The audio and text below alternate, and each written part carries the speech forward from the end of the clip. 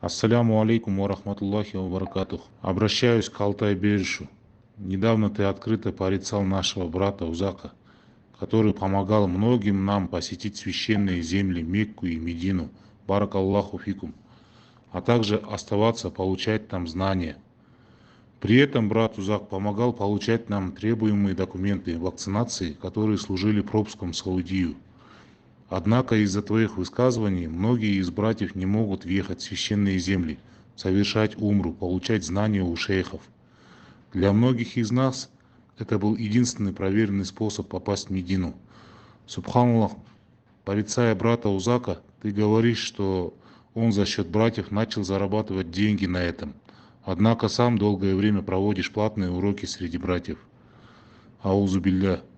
Своими словами хочу призвать тебя, Алтай, к ответу. Почему ты осуждаешь других? За что, в чем сам далеко не ушел?